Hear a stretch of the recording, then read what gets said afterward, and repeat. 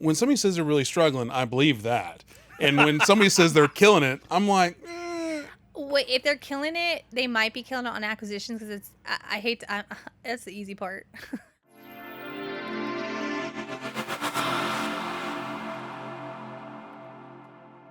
Welcome back to Real Investing, where we talk about real investing for the everyday investors. And I'm here today with my co-host, Ryan Harper. how you doing? And one of the most annoying companies in the world that is owned by Casey Smith. Annoying. I got to launch right into this. Time out. Is it the company or the industry? No, it's actually a funny joke. So my real estate acquisition company still uses your transaction management company to do stuff that I'm not even sure what they're doing, but I think we're buying houses. Today, right before I came here, there was this deal that we submitted, and there was a probate thing, and the reply alls started. Oof. Yep. I swear, a house in Irving today, there were like 40-something emails, not from your team, but like on the deal. And I was like, you know what? Find and remove duplicates. Right? Like, the clean conversations. And I was like, at least I don't have to read it, because with that many replies, someone's working on it. And that's why I exist. There's something happening. Yeah. Well, and before, this is Casey Smith. Oh, sorry. Welcome. We just went straight into it. It's their show. I'm just. I know, but that brings up a good point, because like if I saw that many emails, like I'm tuning the F out. Eyes glaze over. This is a huge reason why I tell my clients, I'll ask them, do you want to be copied on emails? I do not recommend, because if you're hiring me, it's because you want out of the weeds. So I always laugh when the guys are like, yeah, the first few, I said, I'm going to ask you again after 2 deals. And I bet you $100 it's going to be like, take me off. Like, literally, I send earnest money in on files now, or Jennifer does. Mm-hmm. Like, it's out of submission. It's kind of like, please stop emailing me. I will send the wire. Yeah. It's like an hour after you send the contract. Like, her team is relentless. Like, they have been trained on SOPs. And again, eventually, like, maybe we'll introduce her in our company. But... But like I love it. Real. I actually have a little rule now. Like, all the emails from Shelby and your team just go over to this thing that I don't read, because I know it's taken care of. I don't need to see it. That's usually our philosophy with attorneys. We're like, we will be your worst nightmare. They're so annoyed. They're just going to give us what we need, because you have to be. So there's no two sides of the coin here. You either are completely absent, sitting on your hands, waiting for someone to reply to you, or you're going to be like a dog with a bone, and they know when you email, you answer. So it's like commanding. But who are you going after? Is that everyone? Are you going after the sellers? Are you going after the buyers? Well, are you going after title companies, insurance, everybody? 3 to 15 parties on average on an investment transaction. 3 to 15 parties. That's not even including a whole slew of heirs. Right. So I have like a whole matrix for my team on who needs what, when, and where, because there's so many. And if you don't know, you're just replying all just in case, and that's annoying. Nobody wants that, because then if you are new, or even if you're experienced, they're like, why am I on this email? Should I know something? Should I be involved in this? So our job is, you don't want to be on it. Just know that when Atlas calls you, you pick up the damn phone, because we need something from you. But other than that, you disappear. So I try to train my clients just as much as my team. That says, be so proactive and so responsive that your client trusts you so much. It's like, well, I haven't heard from Amber, so unless she tells me she needs something, I ain't answering. Because chances are we've already done it. People just like to blanket email or like blanket call. And so everyone might respond and no one knows who did what. And I don't know what it is about professionals not replying all. Like, so one person gets out of a thread and then they start a new one. And so hundreds of emails. I mean, hundreds in just one simple thing. Yeah. We could spend a whole hour talking about email etiquette.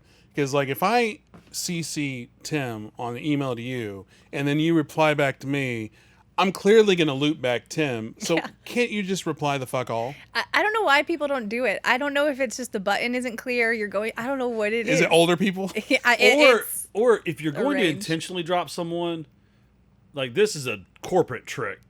Put them into BCC and say, thanks, Ryan, moving you to BCC. At least now everyone knows that I'm saying, no, I got this. Ryan doesn't need to be involved anymore. We're adults. We'll handle it ourselves. Exactly. Here on Real Investing, we talk about email etiquette versus. But You know it's what true. though? It's a These thing. little things. Yeah. It's like when people say, "Oh, I could just be the TC," and I'm like, "Oh, but there are little tricks that can completely ruin your day. You could go from 1 email to 50 because you weren't clear in one little thing, or you didn't ask the right question to the right person." So it sounds like, oh, well, that's not rocket science, sure, but everyone's going to be so annoyed at you and not going to want to work with you if you don't know how to target your communication. I think that goes for any industry, no matter like what part you're in. My favorite is when somebody does a CC versus a BCC, and then all of a sudden you have a brand new lead list. It's so true. I've gotten some good info, dude. Stuff like being just copied. I'm like, why am I on this? You're like, thank you. So you own Atlas Transaction Management Company? Yeah, Atlas Transaction Coordinator Services. Gotcha. Jesus. I know, it's Atlas TC Services. Or just Atlas? Just Atlas. Yeah, so I'm taking over that name. You own Atlas. Yes. You're also an active real estate investor. Yes. And not, you flip, right? But I know you do a lot of buy and hold. I only at this time buy and hold. If I get a deal from someone that's sight unseen and I walk in and I'm like, Lord have mercy, I might just sell it to just because I have too much on my plate. But a majority of it, I'm just slow and steady, buying, renovating, holding. And then are you still doing the realtor broker stuff? Yeah, I'm still a top producer in DFW, so I'm in the top 3% of production in DFW. And I really only work with investors or their sellers who don't like their offer. I'm starting to get a lot more leads that way too. So You know that this is all the reason you had to take a sabbatical in October, right? It's like burnout. Did you get burned It's out? real. Oh, I burned out. Like This is real. You hear about it and you think, because what happened was my COO had some health issues, probably from the stress. I almost killed my Shout COO. She's fine.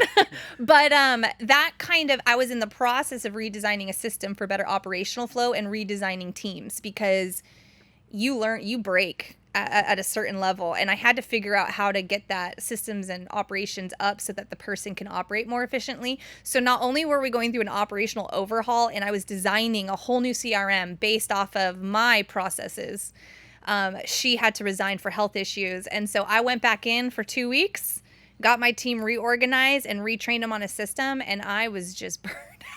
I was like, oh, I forgot how hard this work is. So when you developing systems, are you still part of Sharper and all them? I am actually, although I moved into a different program because I've worked with them for so many years that now I just hire them for fractional like CSO services to guide me. So you're using those skills and then those knowledge to kind of, is that giving you your base template and then you build upon that? Yeah. So Okay. it's like transactions are so difficult because there's very little that goes the same every time. Yeah, if you're working in a certain state, sure, you know your deadlines, your critical, your EMDs, like the normal stuff, the critical deadlines of the contract. But everything is negotiable in real estate. So you're dealing with what people think they know about the deal. So you're going into a deal thinking you know how it's going to go, and it never goes that way. And then there's all these questions about, well, what if? So my processes are like, well, if this, then that. Then you have another question. Well, if this scenario, then that scenario. And so that you have to follow this like yellow brick road to the right way to handle something. And you'd only learn that by experience. So we've broken down the process into asking questions to figure out, okay, what are the components of this deal that we have to deal with? Because if you don't know you have to get a survey, day one, what are you doing? Scramble. What's going to hold up the deal? So my team has to be super, super skilled at knowing what all the different scenarios are, and then be able to adjust and change course when the deal changes course, which inevitably happens. I mean, how many times has a wholesaler gotten a contract and their buyers fall out, or maybe they try innovation and it turns into an assignment? I mean, it happens all the time. So you have to be really skilled at understanding the processes. I've been using our acquisitions company, DFW Investors, has been using you guys for over 2 years now. I have no idea what we pay you. I don't either. I looked at it's it. not enough. Well, I looked at it one time and it was like, that makes sense. Yeah. And I signed the stuff and gave you my Amex, and it still works and you still work, so everything works. I remember you going, Casey, I don't give a shit what it costs. Just take this off of my plate.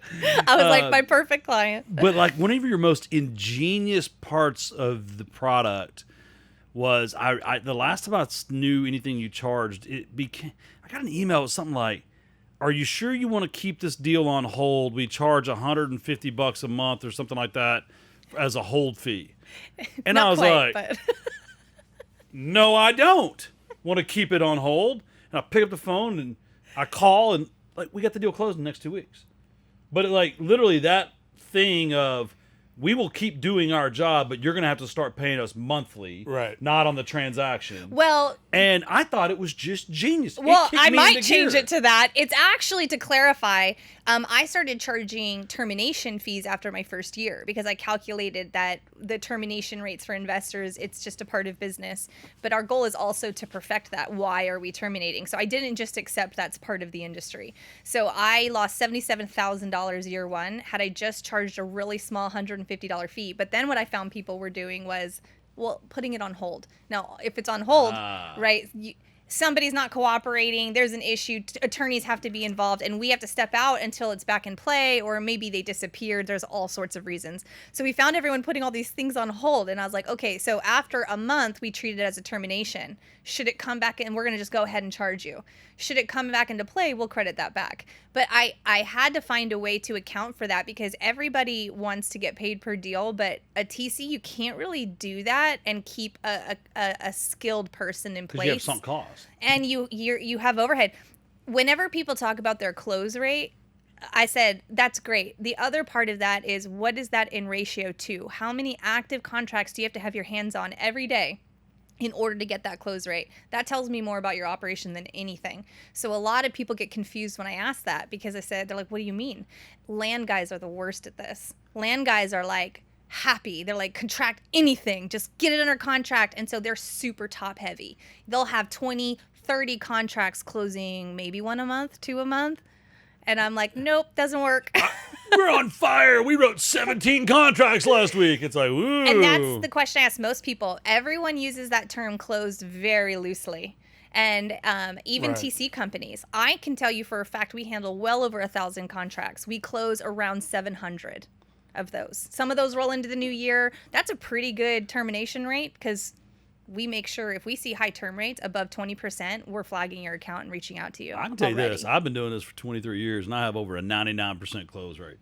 We write a contract like it is our intention to close it. People are getting better at it. Yeah, but you also are not okay with it, but you have that that integrity of like, hey, I put my name on this damn thing. Yeah.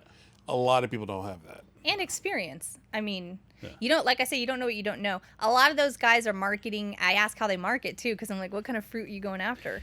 Hey, I ain't gonna lie. I got to tell you this. So there's a guy that buys houses in Dallas. May or may not have put a house under contract recently. When you say buy houses, do you mean He gets a actually buys. contract, He or actually buys. gets He the actually house? buys. But you know, he kind of is always pontificating online and lecturing people. And like, you know, Casey and I are We both can't like, name names. I'm like, who's he talking about? where's my Who's he talking about? database? Who's he talking about? you see these guys advertising, and it's like, oh, they bought that house we were bidding on. And you know, 2 weeks later, you get a call like, those people still want to sell. Like, no, you sold to so and so. I heard. You know, or I thought you already sold it. Oh, well, that deal didn't work out. And last week, one of those things happened, and the person that had it under I know contract exactly what you're talking about. reached out to I'm involved in my this. act team and was like, good luck with that. I mean, I tell you this, your team's processing the assignment and is closing next week. I know exactly And what I'm you're doing the talking loan about. on it. So it's kind of like, And that person might have brought it to me. to look at. So using your eyes, tell me who he's talking about. Okay, I'm going to do Morse code. Okay. Okay, I don't know what that is. You don't know? Yeah, you do. I don't know how to do it. Yeah, well, I love that him guy? to death. That and guy? it's I love him to death, and it's part of his business. And it's fine. yes. I'm not knocking him at all. Love you. I mean, that is the number one issue with running a TC business is like, what is the actual skill of your client? Because there's so much in your control and so much not. And so I have to vet. I will work with no newbies. I'm like a boutique. You have to have gone and eat some shit in order to value a TC. Like you really do. And then there's these acquisition guys where we'll go back to them and ask them, we'll be like, what did you promise them? What did you say? Do you know how this works? Because now we have to unravel what you just promised them. So I actually do a lot of training on onboarding where I say, this is how you pass the baton. This is what you say. This is what you write. And then you shut up and you let me do my job. I can't have you micromanage. Can I tell you something really funny? I always want to hear something funny. So I'm the founder of Ternus, but I also am still on the board with RCN Capital. This morning, in the managers meeting, we closed almost 200 loans last week at RCN. Woo! And there were these loans where the wire was sent to title and the wire got sent back, and that's always weird. Like, you're doing a refi, and and one investor that had a house free and clear did not understand that he'd have to pay off the mechanics liens on the house when he refied. And I'm just thinking, man, how'd you get all that money? Because you're an idiot. But, like, it happens, right? Like, these people, like, some of them, it's not just the newbies. There are some people that have just gotten lucky or just have money. Could be both. And, like, how could you not know that? But I guess they don't. Well, I think there's one aspect that's just like, well, can I get away with this? Like, what, And Maybe then they won't catch it. Like, can we just not pay that? And I was like, I always ask them back, give me your reasoning as to why you think it shouldn't be paid. Like, just out of curiosity, and give me the scenarios. I can usually vet like how skilled they are in it. So I think half of it is just like, let's see what I can do. The other half is really not understanding how to read this stuff. Like, how to really read a commitment. Because the title companies will throw it at you and be like, here's the commitment. And then you're like, okay, is it clear? Is it not? Half of them don't tell you that. You have to read through it and be able to see, or they're like, we're ordering payoff. And they're like, well, is there anything else? Oh, yeah, by the way, we have these liens and this judgment and da-da-da-da-da. So they might tell you that, but sometimes that's like pulling teeth to get it out of them. So I think a lot of these guys get thrown the copy and they just think, oh, it must be fine because they sent me the title commitment or whatever the reasoning being. And then they're so shocked last minute where they're like, no, we're not ready to close. What are you talking about? Yeah. We've got liens. Yeah. And that's where we come in and we say, we read title. We don't rely on them to tell us. I will read through it extensively because half the time title does, like, not half the time, they're very intelligent, but a lot of times some of the escrow officers are just passing it Both from of us the are underwriters. like, I'm not even in real estate that much I forgot, anymore. This is not a politically like, correct podcast here. But you'd be shocked at how many attorneys and title reps miss things and aren't paying attention, and it's their underwriters. They're like a buffer to the underwriter. I was just talking to a guy today. We have this weird situation that we're going down a rabbit hole on, like, lost note affidavits for lenders who lost the original promissory notes under the UCC commercial code, and what you can do and how you can foreclose, and not super interesting. Anyway, my point is that I said the number one, I said, well, what's the underwriter's stance on these, like, versus clearing it? Not, it's a whole backstory here, but without getting into technicality or legal, he's like, oh, that's a good idea. I said, you have to ask the right questions. And I said, and if you start citing property code and things as like an investor or a TC or like someone on your team, they're going to be like, you know what, why don't you just talk to the underwriters? Score. Because they're the ones that you can push and like ask questions and say, well, what would you accept? And if they don't, well, how many underwriters do you have? So it's all just kind of a game of knowing what questions to ask and who to push and like what's acceptable. Because at the end of the day, title companies are just taking a risk to insure you. So I'm going to stop you. They're actually not taking the risk to insure you. Title insurance is the only insurance that exists that insures something that has already happened. That is true. You're correct. They're not even insuring you. They're insuring like the last people. You're correct. But they're saying, well, what am I willing to allow to have on there in order for me to extend that insurance out? So I don't want to beat this dead horse, but I got to say this before I forget it. It's important to have someone like Atlas in your corner giving instructions to the title company, because even when the instructions are written bold in 14 font, they often are not followed. Yes. And if you don't know how to then verify they were followed, it's just going to be a problem. I like that you say that, because I tell everyone a contract is a roadmap for title. It's just a roadmap. You're telling them, this is how I'd like you to transact this and how much I want insured, and that's it. That's what they do. And then they vet all the details, and they're a third party that like coordinates just to make sure everything is clear. Can we say is supposed to in front of that? Supposed to. Well, you brought up title companies, and we've been talking about title companies for the past 5 minutes here. How often are the title companies just so thankful that y'all are involved? I would say 90% of the time they are. when they know how we work and they know we know what we're talking about, a lot of them get annoyed at TCs because the TCs are in more of an admin role of just, is it ready? Is it ready? Is it followed up? And they're just nagging them. We come in and say, hey, they moved up a closing on X amount. We'd really like to get this done. What can we do to assist you to get the job done? Have you collected these things? If not, let us handle it. So we step in to proactively be part of their team too. And I think if you approach them that way, you're going to be a lot more successful. But I'd say that the attorney states and the mixed states like Jersey, where they have both title and attorneys, some of them get really nasty if you start stepping on their toes. But it's hard to know what title like a title company is a business just like anyone else. Not all of them have established systems and processes either. Like they have certain ways to do things, and sometimes they have assembly lines. And if you try to jump the line, they go into chaos and can't handle it. So I think it's important to understand that about the title companies too. Yeah. Go ahead. I was just saying, I understand about system process because, like, being a business owner, you bull in a china shop, and every once in a while I'll just do a thing, and then Naomi or Paul will just look at me like, you're an idiot. What are you doing? We cause chaos. Yeah. And I'm like, businesses. all I did was I just clicked to publish on a video. What are you talking about? They're like, you just skipped 10 steps. I'm like, yeah, but it needed to go out.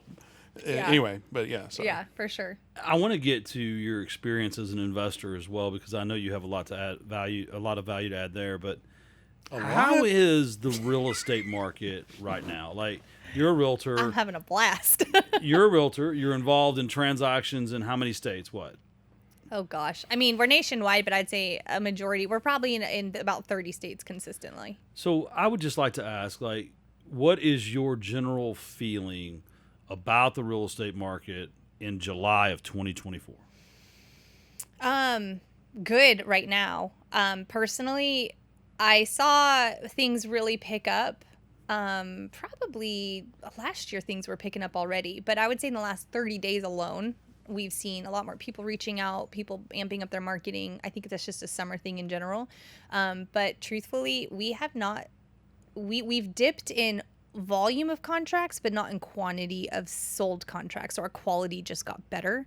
So I would say anyone that's in the market right now has experienced and has done a thing or two and are learning that you can't be a one-trick pony. Like almost all of my clients, I used to just work with certain ones that were targeted on certain strategies. My most successful guys all have realtor teams now, every single one of them, just as an extra. So it's actually our close time frame of most deals is a lot faster now because of it. So I'm seeing deals close faster. I'm seeing people desperate to sell. I'm seeing really great deals. I mean, we're picking up deals in Irving for like 100, sub 200, easy. So I think people want to sell. I think a lot of people are in binds. Some people slowed down a lot. So if anything, I would say if you want to buy, please don't wait, because there's some good stuff out there. It's funny to hear that, because it's like when it comes to the real estate, because I'm not obviously in the trenches like you guys are. I'm on the peripherals. I like to say I'm real estate adjacent.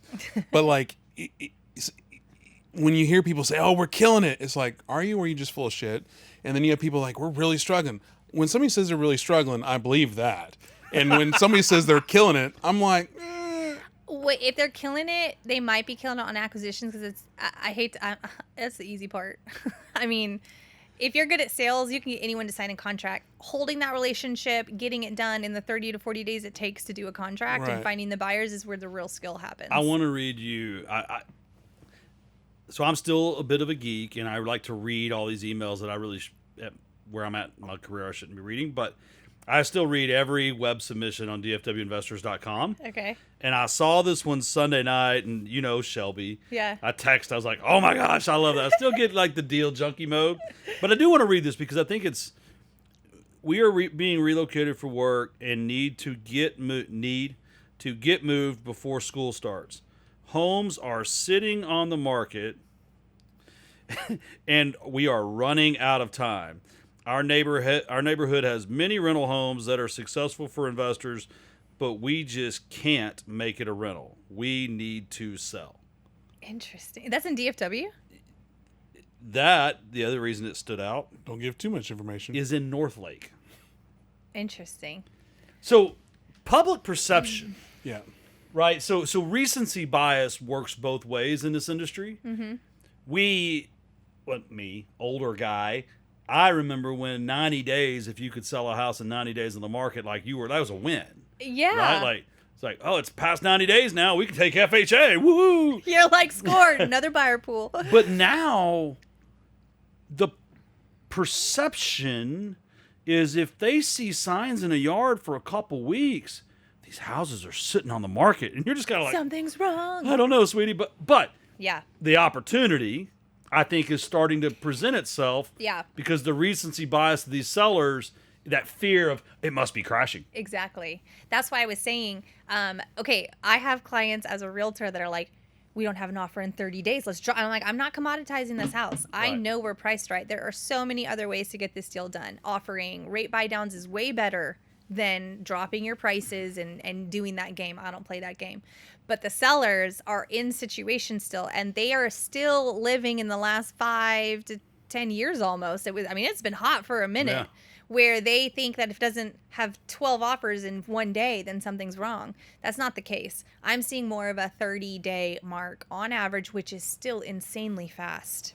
I mean, come on, guys. Well, I love that so fast. you brought up recency bias because, again, it's like you said, 90 days, 30 days. That's just the market.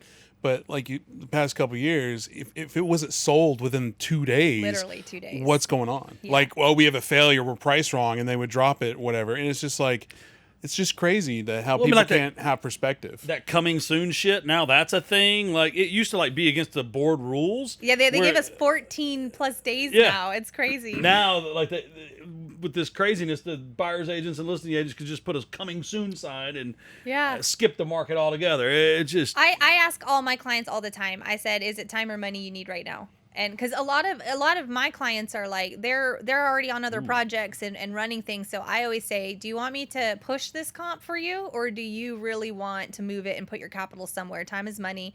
I said we can try, and if they always are priced higher than me, I'll typically say, "Okay, but I want you aware that I would like to revisit this in 14 days if you're not getting any traffic." So we kind of gauge a lot of different areas, and it completely depends on your buyer pool. People don't ever pay attention to that. Even investors, they're never asking themselves, what kind of buyer do I need for this? I know why.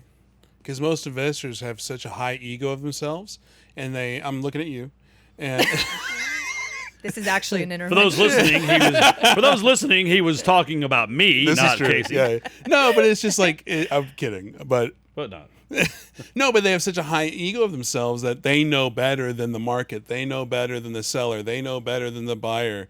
And it's just like at the end of the day, the market is the person that buying or selling is going to teach you. So like when you were telling about the story about how you develop, your products and the systems you made, it's just like, holy shit, you're way smarter than I am. Like the fact that you listen. A lot of failure. Well, I mean, we all fail, but Yeah. the fact that you actually are changing with those failures and tweaking, I'm like, Yeah. well, maybe next time it'll work better. I think that this is a something that should be kind of brought out, because when people get into investing, let's be honest, we all have this type of like ego or this determination that's like, hey, I'll figure it out. Like, I can do this. Everyone can. And that's a great mentality to start, but it's only going to get you so far. Yeah. And then you have to ask yourself, what do I need to know to do this well? And I think that's a gap that they're missing there, because there's so many different aspects. But the number one problem I see with wholesalers right now is they do not understand buyers. They don't know loans. They don't know types of loans. They don't know what they can qualify for. They don't even know the market data in the area. They're just trying to get the most money for whatever they paid for. And they don't even understand that they can't sell you're in an FHA neighborhood, sub 300, and you need to open up your buyer pool to that, but you can't. Well, you just brought up something that I've just in the past 3 months or actually the last month have acknowledged. And it's because I've been in the entrepreneur world since 2012 with Tim, that this industry, this world of real estate, doesn't really care about leadership courses or continuing education or any kind of like certificates like that whatsoever. unless it's the mindset primer at a conference, they don't give a shit. No, but like masterminds. true, No, but like they'll do conferences, they'll do masterminds, but like MBAs or continuing educations or leadership courses, Yeah. just not a thing. And the only reason I know it's a thing now is because like I have a more traditional business, and I'm joining chambers and I'm applying for leadership courses. And it's like, well, what all have you done? I'm like, nothing. That's why I'm trying to hard. I'm trying. Yeah, I'm trying to do this thing, and like sweaty. I'm even trying to go to graduate school and all this other stuff. And it's just like, what have you done? I'm like, I don't know. Yeah. But my point to all that is, at some point you have to recognize that you don't know what you don't know, and you have to learn. And like, somebody teach me. That's why like Sharper is good, and that's why being open to having somebody else that's hopefully better than you, or at least can give you guidance. But I think, but I was half joking, but half serious. The ego is what kills so many people in this business. I mean, I have fired people just for not leading their teams well. Like, a lot of these guys will come in, and females, but let's be honest, the majority of my clients are male. They'll come in and they'll be like, this is what I hired you to do. And I'm like, well, I'm sorry. I cannot write the terms of your deal for you. You have to do that. Or, there's these things that you have to be involved to some level of your business in making these decisions. One guy I had to fire recently because he is in another country. To be clear, you're firing clients. I'm firing clients. Right. Yeah. It's like, these aren't her TCs. No. These are clients. I've had no turnover on my TC team in over 2 years. That's unheard of. Has it been 2 years? Almost 2. I haven't had any new employees in over 2 years. Other than the COO she almost killed. She's fine. Shout out. She'll probably watch the this. last COO just like bailed on her. Like, I remember that one. Well, one betrayed me. That's what I was gonna say. We don't need to open that one up. Casey's like, you're not getting out of Atlas alive. He'll cost you. No, well, I won that lawsuit. Yeah, I'm no, sorry, I didn't mean to interrupt you. You were on a flow about. I'm like a squirrel one of her already. clients took her right hand man. I remember, and he was getting deals like crazy. I'm like, man, this guy's crushing it. And then his TC calls me and says, red flag account. We aren't moving deals. It's been 2 months. So I'm working like I should be closing 20 deals a month, which is true. So I have a conversation with him. I call him, and he knows nothing about nothing. And I was like, how did this happen? So he goes, you just need to call Amber. She knows what's going on. I was like, okay. So I call his TC, and she was like, here are his numbers, his stats. And she pulls all this data because I teach them how to do this to like watch their client, because it's their money too, right? They get paid bonuses for closing. So anyway, I end up having to fire him, and sometimes I want to give people the benefit of the doubt and be like, okay, what can we fix here? Like, how present are you? Is there anyone else we can go to? How do you handle these scenarios so we can just have authority to make the decision? He's like, I don't really know. I don't know. And then we had all these Sounds waiting like for me. buyers. And I was just like, okay. And I said, listen, as much as I want to help you, my model only works if you have a certain closing ratio. Yeah. Otherwise, I can't. No one wants to work for free. Yeah. And I think that's the number one battle that I have as a TC company is everyone wants you to work for free because they're like, well, we don't get paid unless deals close. And we're like, yes, but you still pay your teams. If you replaced me, you'd still have to hire someone in that spot, even hourly. Like, no one's going to work for free for you. Speaking of that, what is the typical cost of a transaction coordination? I feel like I'm on like a middle range. So we only charge 2 tiers. It's either $650 or $850. And the $850 is reserved for the complicated stuff we are magicians at. And that is stopping foreclosures, that is sub-twos wraps and that's for the whole deal? novations. The whole deal. I'll charge $850 for those. Everything else is $650, whether it's a troublesome deal or not, flat fee. We have additional fees for like concierge service. If you want us to e-file memos, we have a nationwide e-recording service, so we can do those for you, things like that. So they do that for me. They do like these contract addendums and stuff. I mean, we'll it's sign just closing great. docs for you. Right, We'll do all of it. But I hear $650. I'm like, God, It's nothing. It sounds like nothing. But I'm also guessing if you have those systems and processes and you have all those check boxes, it's not like it's 1,000 hours of work. It's an email here, check on this, check on that. Actually, it cost me $534 to manage a transaction. That's my cost.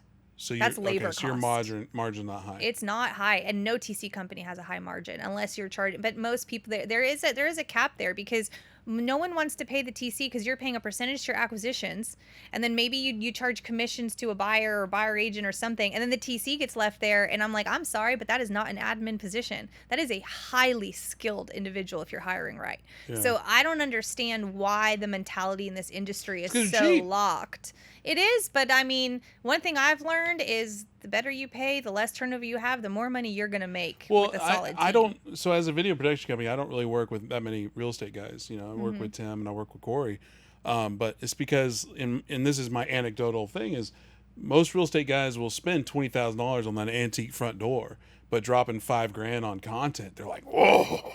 Can't do that. If you read I read a lot of business books on how people got so like Becoming Trader Joe's, one of my absolute favorites. If you've never read it, it's I'll put it on the list. fascinating. The whole model of Trader Joe's and just how they developed the Disney execs. All these books are talking about literature outside of your field. Read how people run companies and get there. Becoming Trader Joe, his number one thing from day one was always paying people well, always.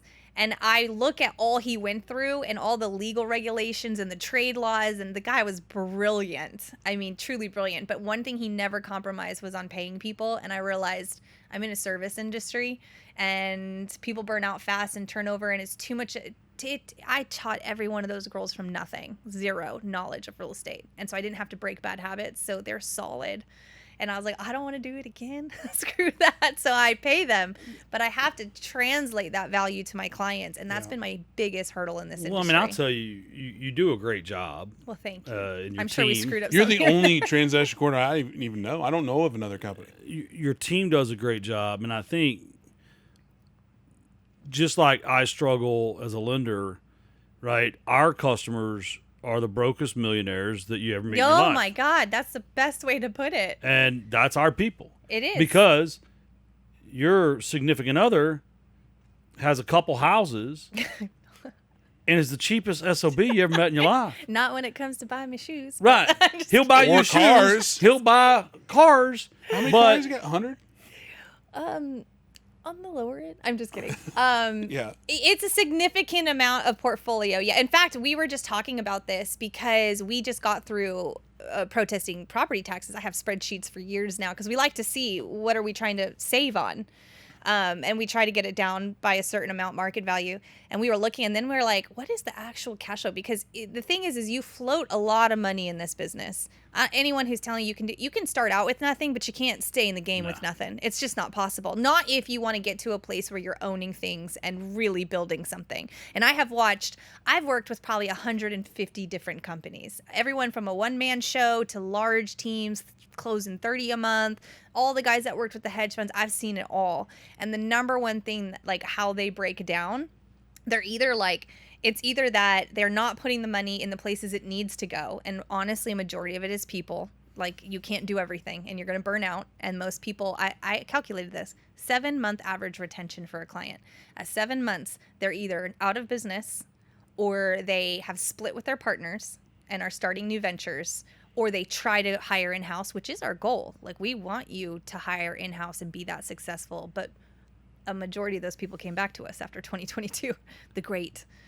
Well, and I want to talk. Downfall. I do want to tell the audience this because it's on your point, and on your point, entrepreneurs, salespeople, which is what this industry tends to attract, are unwilling to invest in operations because ops is not sexy. Ops doesn't make you. Have you money. seen her shoes? Sorry. This is not that kind of show, Ryan. Okay. But I'm making TC sexy, okay? I've run some really big companies, and I can tell you, solid ops not only will make you money, but man, it just lets you sleep well at night. It's like just knowing, for me, just knowing where to find information is half the battle. And it's like just investing in doing something consistently so that you know where your information is huge. And you're right, it's those little things. And then knowing this is how we do it, document it while you do it. It's not that hard. But a lot of things shift as you learn. And so like right now, every single Friday, my entire team, I said, drop what you're doing at 10 a.m. Actually Thursday we meet. And I say, okay, last week we did new file review process. Here's seller introduction calls. Let's go. What's the first thing you do and why? I bring their assistants in, all of them in, and it is a wild conversation. People are like, I was wondering how you did that. Like, it's just a sharing of process and things, and then we literally document it right there, and policy goes out, and everything is updated. And it has been a game changer. How big is your team now? Let's see. I think we're 10 now, 12. 11 now, including myself. There was 3 numbers there. Is it 11? Sorry. I had the same problem. It's Sorry. like, I was like, well, because we just hired someone new because I have a high producer that needs someone that can run with her. I joke, but I do 11. the same thing because it's like, how many people in your team? And like, well, we just Every time fired the a Zoom guy call comes last on, week. do we have everyone Yeah, here? yeah. Well, I say including myself because I still go in on Thursdays. Like I run some meetings or whatever, but for the most part, I let my teams run their clients because it's a personality thing a lot too. Yeah. Like, and they've got their flow and rhythm with people, and I'm not trying to interrupt that. So I have very strict standards that I check for and on like quality control. Everything else I let people run how they run, and it's been really rewarding. So when you go to, or if you go to networking events and you're meeting somebody that's new or somebody who's maybe they're not ready for you, what is some advice that you can give to a newer investor or even an established investor that to be better prepared for a transaction coordinator? Or To hire one? I'm just saying, hey, you got a new guy. What do you wish they knew? Basically, Well, give some advice. if you're new to real estate and you are learning the marketing and all the different things, don't even mess with TC. Don't even mess with it. I think you should do 1 to 2 transactions just so you can understand the basics. Because without TC. Without TC, go ahead and rely on the title company, send it in, know your contract, follow the critical deadlines, and you do it yourself. Because I think that's going to give you the most insight into transacting a deal. Best thing I ever did was run my own transactions for as long as I did. Then I would say at that point, you value them a little bit better and you know what you're willing to pay for one. And you also know kind of where your bottlenecks are in your timing. But I would say a majority of them should not be TCing at all. Try a couple and then outsource it. It's the easiest, fastest way to do it. You should be in sales. Like if you're starting a company, I 100% went on appointments and did the sales. I mean, I did everything. We all do everything. But I hired out the TC before I would hire out my acquisitions role personally. Yeah. So we're in month 7 of Ternus. We've gone from 0 employees to, as of today, we have 19. One's an intern, so I guess he kind of counts halfway. And then we just got rid of 3 more virtual assistants. But I just had these 2 ladies start on the 16th of June, my VP of Ops and my head of closing. And I flew them into my Dallas office this week. When you're around people that are that much higher caliber than like what you normally hire, as the owner of the company and as the acting president, the president right now, I sat at the table with them in a conference room with 6 or 7 people early Monday morning. I left after 20 minutes. I was like, oh, hell, I don't need to be here anymore. I mean, like literally, Lacey, God bless you. I've already told you how awesome you are. I mean, smiling and nice to everyone, then all of a sudden, boom, Yeah. you know, the 30 years of operations experience came out like, no, that's not a good answer. You're like, oh, tell him, I've been saying it. But no, it was like super cool. Like I just got him, left the room. I went to my office, closed the door. I was like, yeah, I'm good. I'll work on something else. Because So I say it like that because there's a concept called hiring up, right? Like you should not hire people that are your friends or hire people that will just do what you say. You should hire people that are so good at what you hire them to do that they finally turn to you and say, please go away. Oh. Go make us some clients or something. Oh, I've been thrown out. Right. It's so true, though. And, like, I got to a point where I said, why am I doing all your onboardings? You're the one working. Why don't you guys do it? And they're like, actually, we think that would be better. And I was like, I eliminated it. And then now I ask them, like, you want me there? Like, no, we're fine. Well, and I said that because I actually was going to tee up Atlas a little bit more for the final time for me.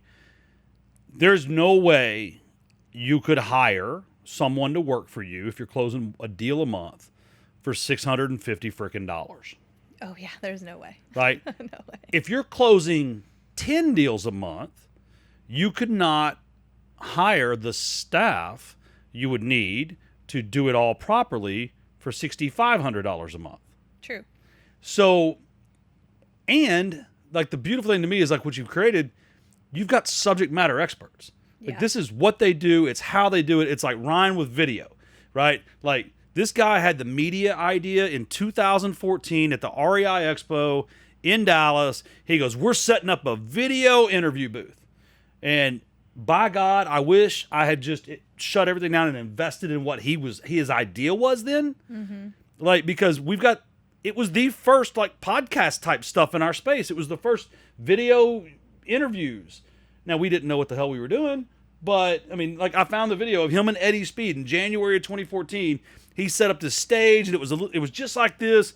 10 years ago, it was his idea. Look at us now. Look at us. Look at us. But Look the at whole us. point is that when you hire a subject matter expert that is better than you, they got to be better than you, not on your level. Forget your ego. 100%. As a business leader, the best things I've ever done is hire someone smarter than me. Oh my gosh. And like it is a game changer. I mean, my team single-handedly pulled me out of burnout by trusting them. I knew I could trust them and they were doing it better, and then I came back and I had clients I had prior to the old system and then came back with this new operational structure that were like, this is a whole different company.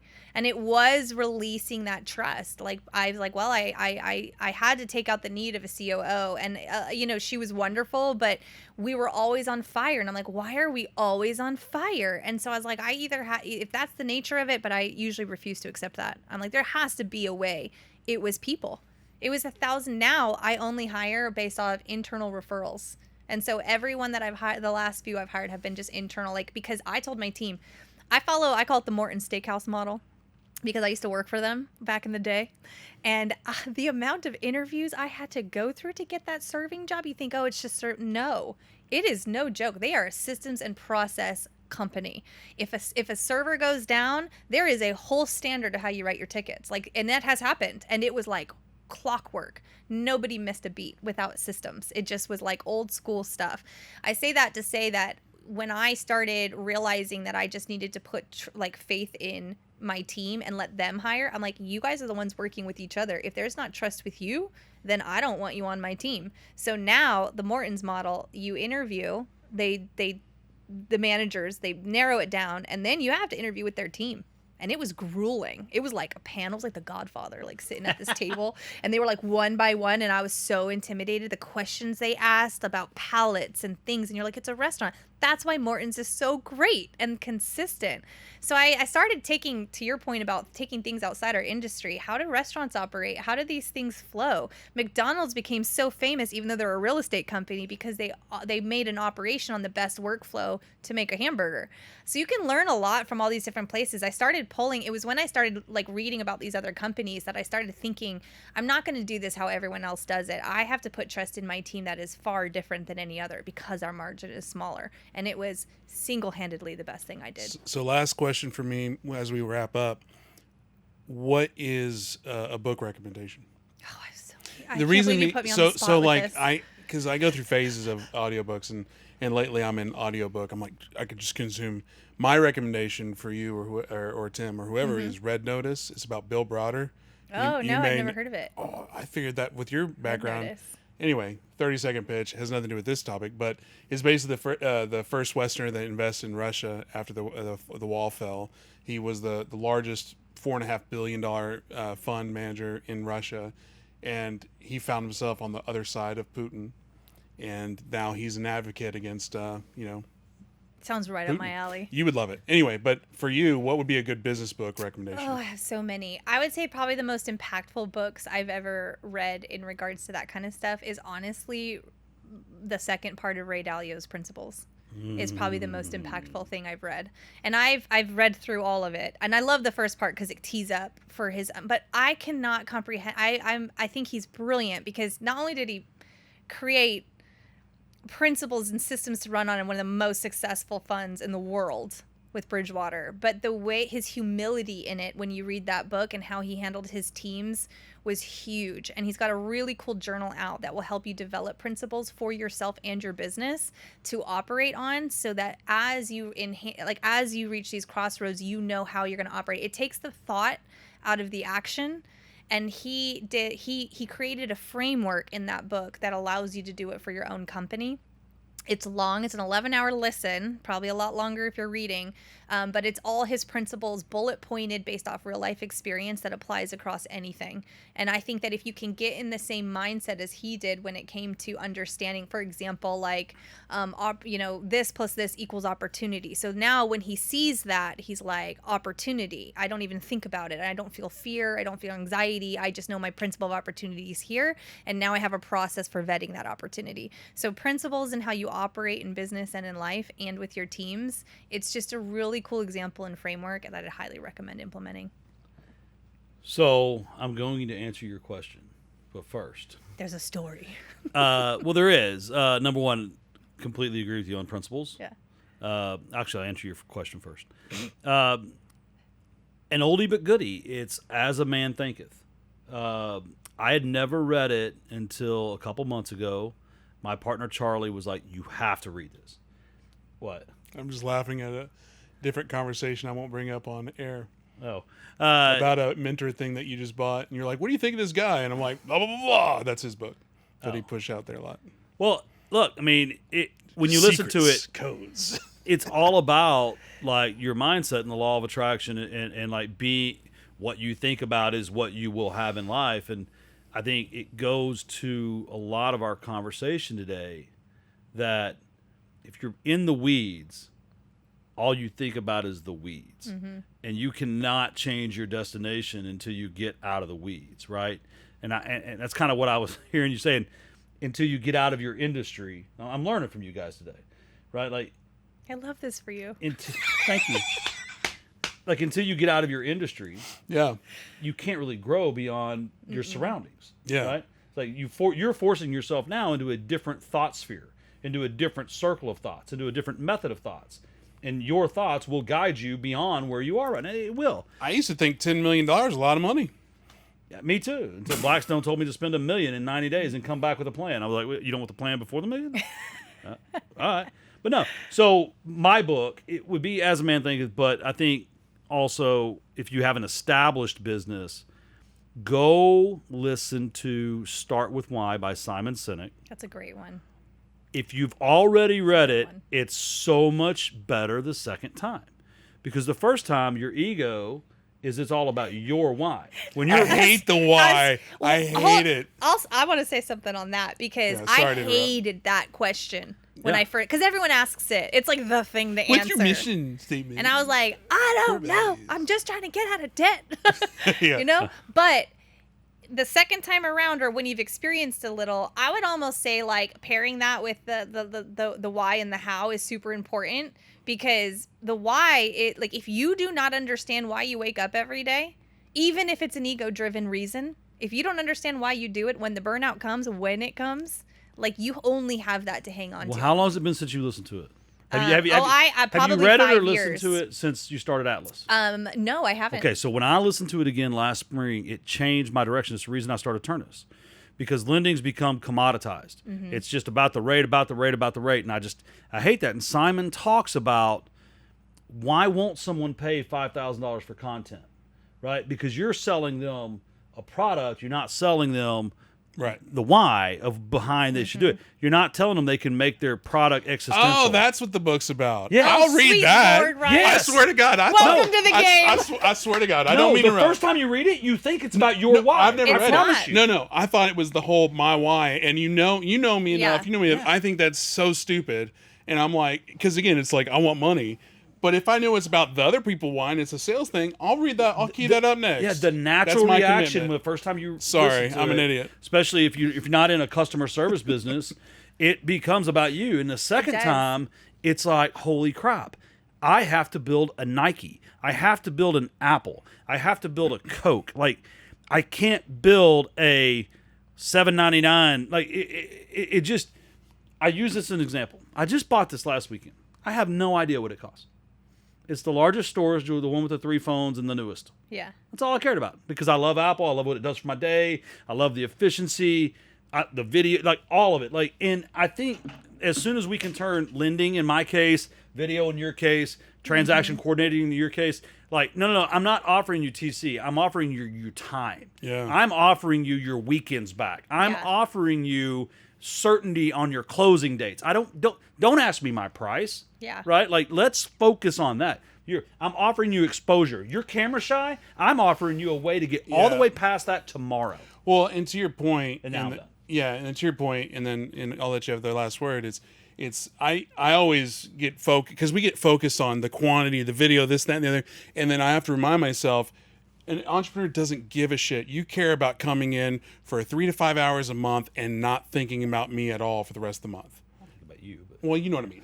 But like, well, like we one of our clients, we went out there, we spent the day, went out there, filmed for all day, and I haven't talked to them in 3 months, and that's what they want. And I'll shoot with them again in a month or two, and then we will not communicate for another 3 months. That's what they want. They don't want hey, I want 10 videos, this, that, and the other. They want the results. They don't. And that, as a video guy, as our company, I have to remind myself that even though we care about the video, the client does not give a shit about the video. They care about the results of that video. So just like the last guest that talked about he wants people to help get their freedom. It's just amazing when you think about it. Her product is about more time back. Yeah. Her product is about certainty of close. Her product is about less anxiety, more focus on revenue generating activities. I think, and you should that's double why your we price. use it. Done. No, I think you should. Except for existing customers. 650 sounds hang on. insanely stupid. It's funny. I've had a few people reach out and be like, "You're so cheap. How do you survive?" And I'm like, "It's a volume game." But I also had to prove the concept. Yeah. When I came on the scene, there wasn't a single TC company that I knew of that wasn't a single person, stay-at-home mom or somebody who was just maybe one-off, maybe one or two people, unless they were a software company trying to sell a CRM with attached transaction coordinators that know how to use it. And so I had to prove the concept. Y'all aren't gonna believe this, but I was doing it for like $250 a deal when I first got started. What do I pay? Do you know? Like $650 or something? I think it's a $650. Do I pay it up front or when it closes? When do I pay it? At the end. When it closes. Only if it closes. I would say you only do the $650 still if they're willing to pay it up front because they believe in you and your product and service. We would. This is a conversation that I I'm commit bringing on out. camera. I was like, who did I call? If they want to change your push it, billing? if they want to kick the can, $950. Yeah, I'm getting to a point now where the quality that I hire, That's less than double. if you ask me for a discount out the gate, I'm like, I'm sorry, we're not a good fit for you. So don't ask me for that. And it's not personal. It's just that I can't stick around to give you the service if it's not It's there. because they ask that because they've been trained to, Mm-hmm. and because and the reason you don't want to work with that customer is they're valuing the wrong thing. Yes. They're valuing the cost Exactly. instead of The the result. I said last question. This is my Sorry. last question. What about veterans discounts? As much as I love you, you pay like the rest. I've Okay. never given a lot of discounts into things. I'm kidding. But you're right. Yeah, The no, val- I'm not right. It's. I you- mean, the you should double your value- price. Just double your price. The value exchange for what I do, a lot of this, listen, I'm in my 5th year, okay? Proof of concepts there. Competition's coming on the scene. I love. It's pushing TC out there, and I know I do it well, so I'm not that worried. But I think that you are going to see those prices go up and up over time. They have to. They have to, because, and here's the thing, you're right. It's about valuing the right thing. This is something investors get very wrong right out the gate, is you've got to pay to play. And if you really want to be in this game, no, you have to be slightly mentally crazy. But you also have to value people and put money out to get money. That's how much it No, would be. I'm What? showing her a calculator. 10,400. 10,400 is 5 years at 40 hours a week at 52 weeks a year. They say you become the absolute expert on something once you've done it for 10,000 hours. Oh, right. Yeah. So I've heard you that. are literally now like you got your stripes, right? Like Do I get a crown or something? we will mail you one. Oh, that'd be It's gonna say great, Ternus on the actually. front. Every time I have a meeting, I'm just going to put that Queen on. Ternus. Well, it's funny because like I was gonna say, hey, that's a great ending spot talking about the insanity, but then talking about crowns. But that 10,000 hours, I think that's a good place to stop. Yeah. Awesome. Yeah. Hire TC. Hire TC. There you Hire go. TC. How Thanks the for tra- like pumping me up, man. It's, no, I mean- it's a beat down every day. Like it's a beat down, but it is nice to understand that you're contributing something to this, because I couldn't find a single person that knew how to do what I needed when I got started. I as a guarantee you, TC. every one of your customers that gets past that 7-month mark does it because they finally embrace the value that you add, and the value you add has nothing to do with money. Yeah. And that's a great place to stop. So Ron wants us to stop. Thank We out. you for stopping back by. We'll see you next week.